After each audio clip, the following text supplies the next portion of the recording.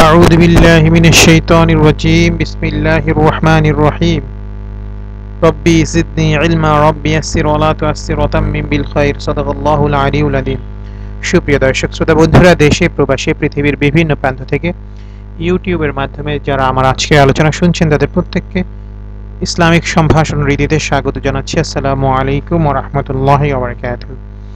বন্ধুরা, প্রতিনিয়ত স্বাস্থ্য এবং পুষ্টি সংক্রান্ত বিভিন্ন গুরুত্বপূর্ণ তথ্য নিয়ে আমি আপনাদের জন্য আলোচনা উপস্থাপন করি। তারই ধারাবাহিকতায় আজকে আপনাদের সাথে শেয়ার করব ভাইরাস জ্বর এর প্রতিরোধে আমাদের কি করণীয় আছে। আসলে আবহাওয়ার পরিবর্তনের সঙ্গে সঙ্গে ব্যাপকভাবে ভাইরাস জ্বরের প্রাদুর্ভাব ঘটেছে, আর এবারের ভাইরাস বেশি শক্তিশালী। আক্রান্ত ব্যক্তির শরীর প্রচণ্ড ব্যথার পাশাপাশি কাশি, ফুসফুসে সংক্রমণের মতো অস্বাভাবিক সমস্যাও দেখা দিচ্ছে।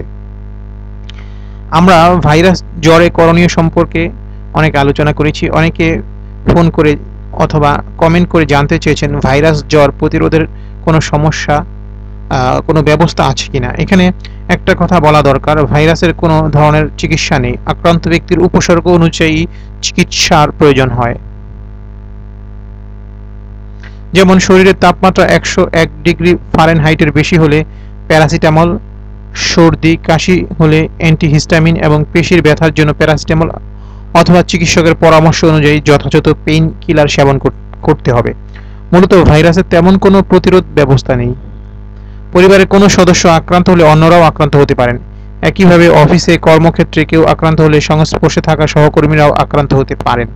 তাই ভাইরাস জ্বরে আক্রান্তদের থেকে অন্যদের যাতে সংক্রমিত না হয় সেজন্য সতর্ক থাকতে হবে। তবে এবারের ভাইরাস জ্বরের সংক্রমণ তীব্র হলে ফুসফুসে সংক্রমণ হতে পারে। তবে আরেকটি বিষয় মনে রাখা দরকার, আর তা হচ্ছে এখন ব্যাপক হারে চিকুনগুনিয়া ও ডেঙ্গু হচ্ছে, আর ভাইরাস জ্বরের সঙ্গে এ দুটি রোগেরও যথেষ্ট সাদৃশ্য রয়েছে। তাই জ্বর, কাশি, শরীর ব্যথা ৩-৪ দিনের মধ্যে না কমলে অবশ্যই চিকিৎসকের পরামর্শ নেওয়া উচিত। এছাড়া আক্রান্ত ব্যক্তির ব্যবহৃত জিনিসপত্রে অন্য ব্যবহার না করা উচিত।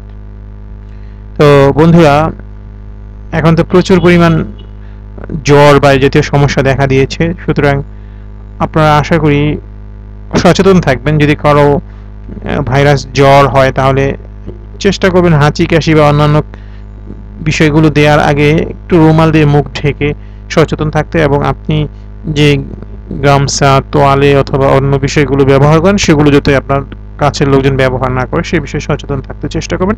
একটু পরিষ্কার পরিচ্ছন্ন থাকতে চেষ্টা করবেন, নিজের চারপাশটা পরিষ্কার পরিচ্ছন্ন রাখার চেষ্টা করবেন। আসলে মূলত ভাইরাস প্রতিরোধের এটাই প্রাথমিক ব্যবস্থা।